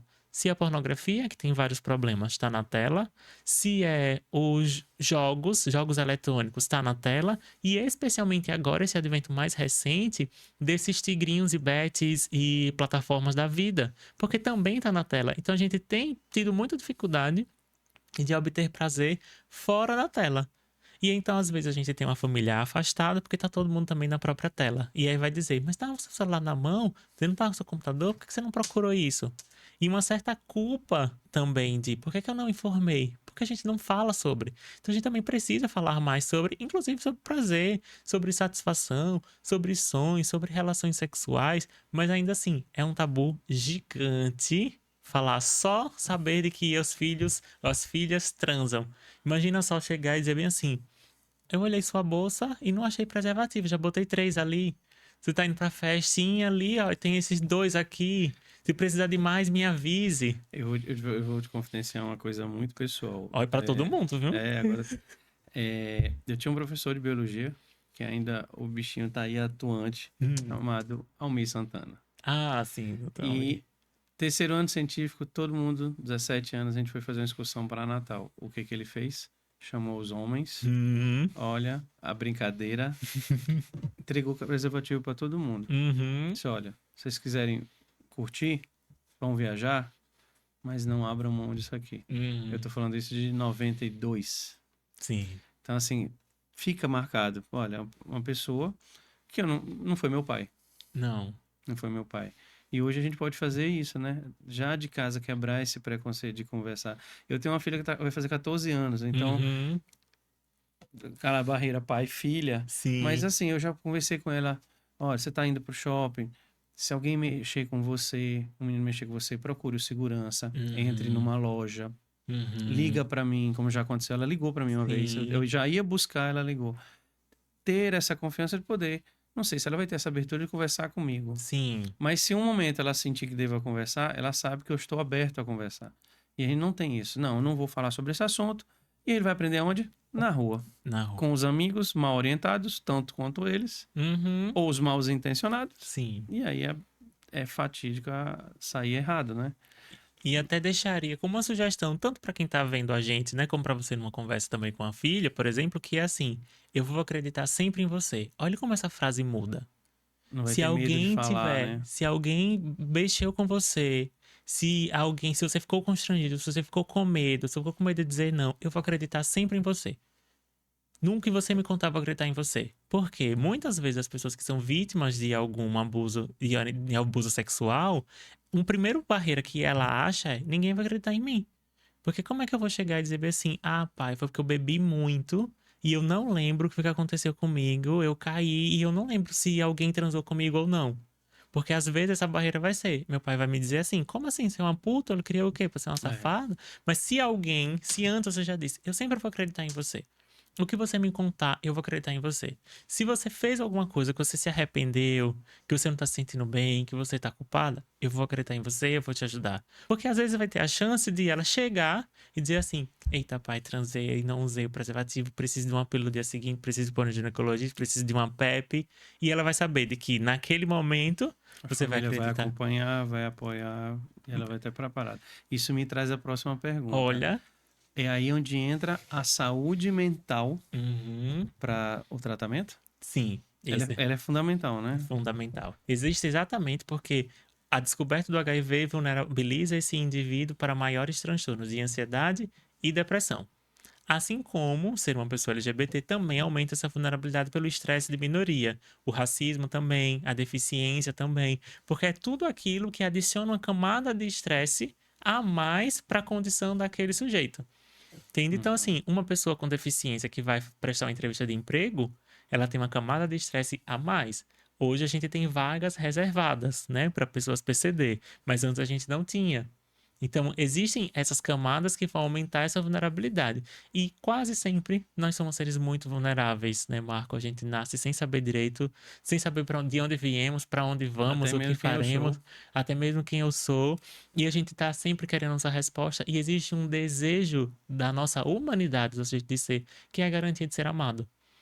A gente não tem essa certeza de que vou continuar sendo amado, de que alguém vai continuar me amando. Então, de vez em quando, bate ainda essa essa fragilidade, a vulnerabilidade do nosso ser, que a gente precisa contemplar, de que sim, pode ser que em algum momento eu seja amado por poucos, pode ser que em algum momento eu seja amado por mais gente, pode ser que primeiramente precise ser amado por mim, mas trazer essa garantia de que eu ainda vou ter espaço, eu ainda vou ter garantia, eu ainda posso contar com essa pessoa. E acho que esse é o papel não só de família, mas também de amigos para qualquer outra descoberta que a pessoa tenha. Aí você foi, sua colocação foi muito boa na descoberta de um câncer, para mim vai receber várias visitas, mas não sei se numa descoberta do HIV, por exemplo, vai receber essa visita ou vai ser aquela visita assim, tá vendo, né? Mas também, olha só, foi É. procurar, foi atrás e não é bem assim que acontece, né? Você tem pacientes que você está acompanhando? Ela fica. ela está diagnosticada, faz os tratamentos, mas ela tem um acompanhamento seu regular para você ter Uhum, esse calma, manter ela uhum, sim. equilibrada, tem Sim, isso? existe também um. E acho que tem uma outra curiosidade, assim. Na época na internet, quando tinha esses vídeos sobre PEP, eu colocava, assim, porque esses meus estudos, meu interesse começou a partir daí, né? Com o Gabriel Estrela, com a Pepe, com o vídeo da Jujut. Aí eu colocava nos vídeos que tinha das pessoas indicando o Pepe, eu colocava um comentário meu. Se você estiver precisando de PEP, se você estiver fazendo uso de PEP, mande mensagem para mim. Aí botava meu número. Eu sou psicólogo e eu estudo sobre isso. Mande mensagem para mim. E eu já fiz vários acolhimentos dessa ligação. E era batata. Sabe uma coisa assim? Tá 2, 3 da manhã e o celular tocou, na época que eu deixava meu celular notificando, ele tocava, geralmente era uma mensagem de alguém que tava procurando aquilo naquela hora.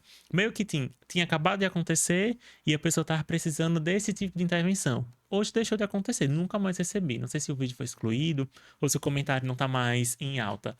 Mas eu também já tive esse acompanhamento de, às vezes era uma ligação, que eu escutava a pessoa, que trazia essa orientação, porque nesse momento de vulnerabilidade, que foi o que eu também estudei na pós-graduação, nesse momento que a gente não sabe o que fazer, que é no caso a descoberta de uma doença grave, de um desastre natural e de um luto, nosso corpo, nossa mente, ela falha na nossa orientação. A gente é incapaz de tomar uma decisão.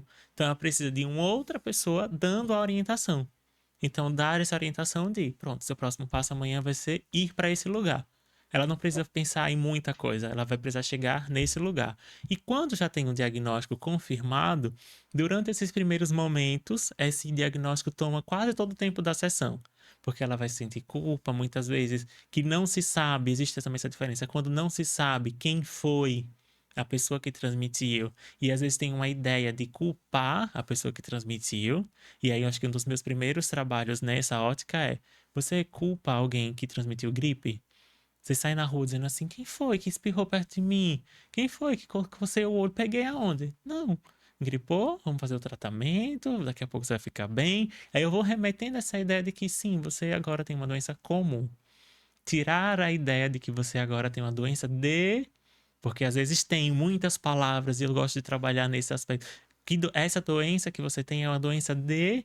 E às vezes a pessoa diz: ah, mas eu nunca imaginava que eu teria uma doença de puta, uma doença de viado, uma doença de drogado. E aí essa pessoa não é puta, não é viado, não é drogado. Aí ela vai entender que ela tem uma doença de Gente, gente. isso. E Pensei essa nós palavra. nascemos para adoecer. Eu gosto de trazer isso. A gente não vai morrer sem ter adoecido de Você nada. pegou uma, vai pegar. E a gente também não vai morrer sem precisar de medicamento. Noto, é comum durante o teu acompanhamento a pessoa ter picos. Ela, por mais que ela esteja bem entendida da situação, ela vai ter aquele dia bad. Uhum. Tem. Sim, se for nesse aspecto da própria vulnerabilidade do vírus, vou dizer de que não, mas na vulnerabilidade É humana, emocional, sim. tem, né? Existem eventos que são marcantes, geralmente quando vai ter algum primeiro encontro.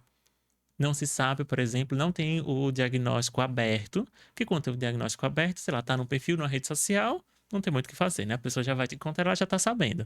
Mas nem todo mundo sustenta deixar essa informação pública.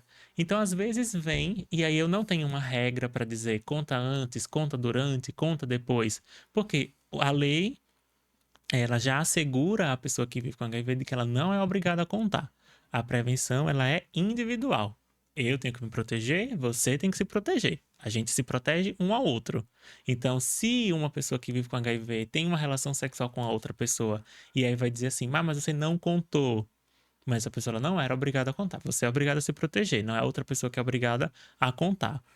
E aí tem esse primeiro momento, tem assim, bem, vamos pensar numa orientação, para que essa pessoa consiga ficar confortável para receber uma negativa por conta do próprio diagnóstico. Porque isso pode acontecer, a gente ainda tem uma sociedade sorofóbica, mas pode ser que não aconteça. E aí, mesmo não acontecendo, ainda existe esse trabalho de essa pessoa, ela não fez mais do que a obrigação dela. Ela não te deve, você não deve nada a essa pessoa porque ela quis manter uma relação com você sabendo do seu É, você não diagnóstico. precisa carregar uma placa de culpado no Não, peito. não Não. precisa. E não pode dar a placa para outra pessoa de salvadora.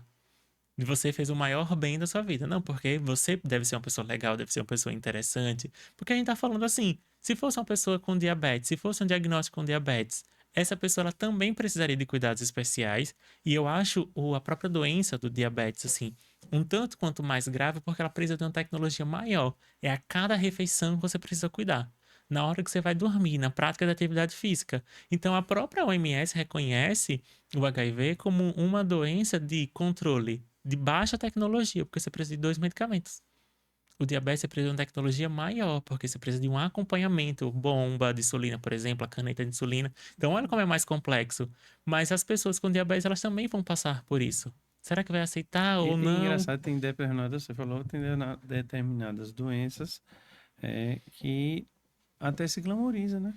Ah, é um diabético, a agulhinha, o estojinho bonitinho. Uhum, E não é fácil. uhum. Meu pai é diabético 2 Sim. desde 85 Olha, e não é fácil. não. Com 80 anos a gente se preocupa demais com ele, apesar de ser um Uhum. diabético exemplar. Ah, que bom. Ele é exemplar, Uhum. mas não é glamour. Nenhuma doença é para ser glamourada. Não, Mas tem gente que. isso.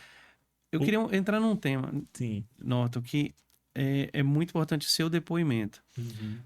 A sociedade LGBTQIAPN+, Sim, acertei? Acertei. acertou. É a que ainda sofre preconceito. O que que a sociedade precisa aprender para parar de ter esse estigma nas costas deles? Uhum, sim. Acho que o primeiro ponto é de que não se parte de uma escolha.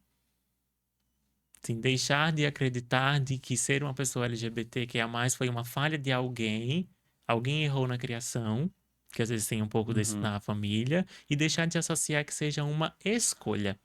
Quando existe algum tipo desse tipo de orientação, quando já teve algum momento em escola, né, e os pais estavam presentes, eu fazia uma analogia do chocolate.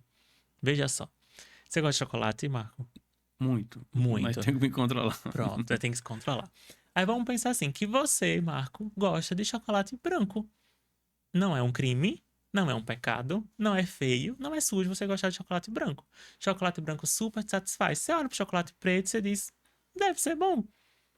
Só que o preconceito vem a outra pessoa que tá comendo chocolate preto e diz assim, nossa, chocolate preto é tão bom pra mim. E aí você diz, nossa, chocolate preto não é bom pra você não, você tem que comer chocolate branco, porque o chocolate branco é bom. A gente não faz isso com chocolate. E também não deveria fazer isso com as questões que envolvem gênero e sexualidade, porque ninguém tem nada a ver com a forma como a outra pessoa se sente atraída, que sente tesão, que sente prazer. E aí precisa também entender de que a nossa orientação sexual ela é dinâmica, ela é fluida. Vamos supor que o seu chocolate preferido seja o branco, certo? E você está super satisfeito com o chocolate branco. Você pode morrer o resto da vida sem ter colocado um chocolate preto na boca. Satisfeitíssimo com chocolate branco, tudo certo. Mas pode ter pessoas que vão viajar para a Bélgica e aí vai dizer assim: nossa, chocolate belga é tão famoso. Se eu provar, posso provar esse chocolate preto aqui. Começar com chocolate ao leite. E aí, para um chocolate ao leite assim, bom, gostei. E agora eu quero um chocolate mais amargo, quero um chocolate 70%. Ai, não, 70% não quero mais. Aconteceu, na Bélgica eu volto pro Brasil, sua casa, sua Continua vida meu normal, chocolate. chocolatinho branco, normal. De vez em quando você quer um chocolate preto. Ou não, porque a nossa sexualidade ela é dinâmica. E ela não está orientada da forma que a gente possa como se fosse um acender de uma lâmpada. Eu não posso tocar 2 ou 3 botões e mudar a minha orientação sexual. E aí, quando eu falo dessa forma, parece que vai abrindo. Eu vou acompanhando pelo semblante das pessoas que elas vão dizendo: é mais simples. É só eu não querer que você seja diferente do que você é. Como eu não mando no seu gosto por chocolate, porque tem gente que prefere ao leite, prefere os mais amargos, prefere o meio amargo, prefere o branco. Eu não posso mandar em quem você se sente atraído ou não, quem te atrai ou não, de que forma que você obtém prazer através do sexo. Assim como eu também não mando se você gosta de doce ou salgado. E aí, quando eu coloco essas mesmas categorias, eu acho que fica mais didático para a pessoa entender de que não é uma escolha. Não sei se você escolhe em que momento da sua vida você diz assim, eu gosto mais de coxinha, ou eu gosto mais de açaí. Não, às vezes você, Acontece. né? Acontece, simplesmente acontece. Então a gente esbarra ainda e temos muito preconceito porque a gente ainda acha que consegue mandar no gosto daquela pessoa. Aí o gosto, vamos entender qualquer outra coisa que seja a maneira de gesticular, a maneira de falar, o jeito de andar, a entonação da voz, porque eu também atendo algumas pessoas, né, homens LGBT, homens gays, que têm um problema com a voz, porque a voz é fina, porque a voz é estranha, porque a voz é não sei o que lá. E aí existe alguns tratamentos, e aí querem fazer tratamentos para mudança da voz, só que existe essa linha muito tênue, né, entre o autocuidado e o auto-ódio, que a gente precisa basear muito bem, mas muito desse preconceito vem por conta de desconhecer de que a orientação sexual, que a identidade de gênero não está acessível a uma mudança como uma determinada preferência por um sabor. Faz sentido isso Uhum, pra sim, você? faz.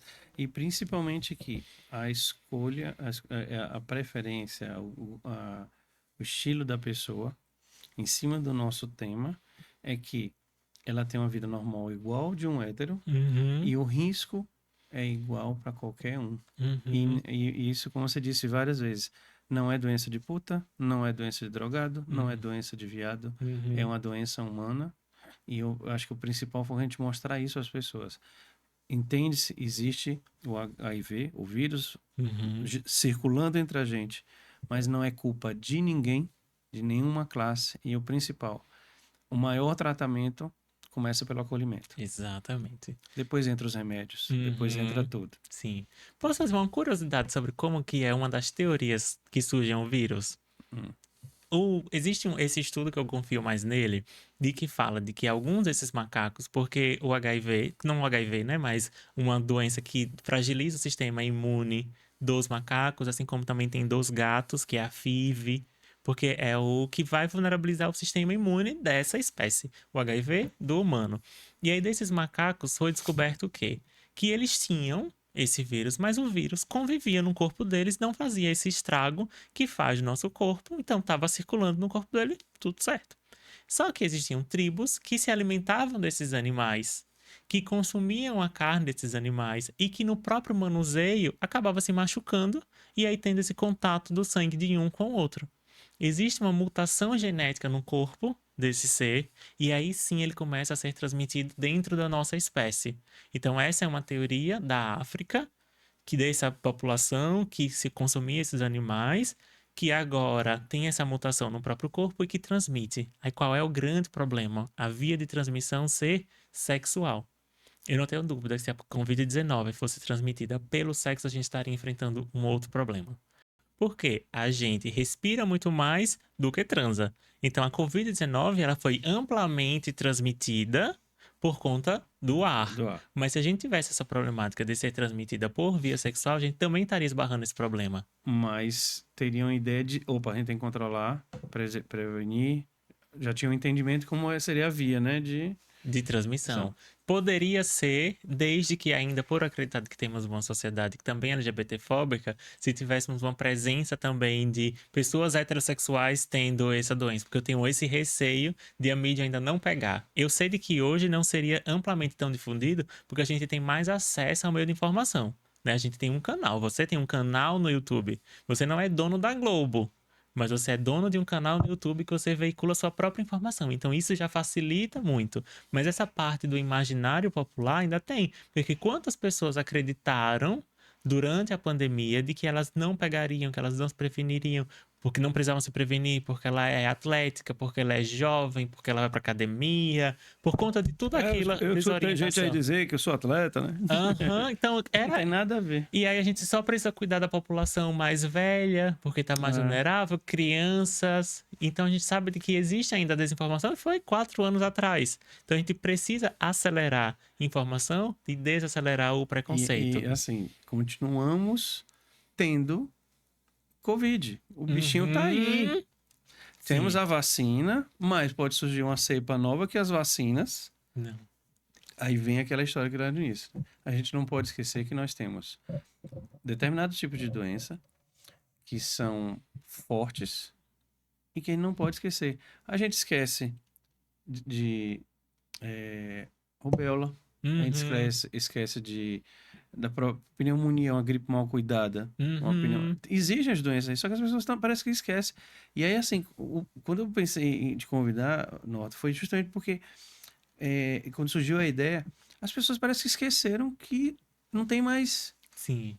E Aí, opa, vamos continuar. Não, tá aí assim. e aí, Continua. olha só, Marco, com a gente associa de que as pessoas esqueceram, mas a mídia e a sociedade ao nosso entorno Não, também foi feita para esquecer.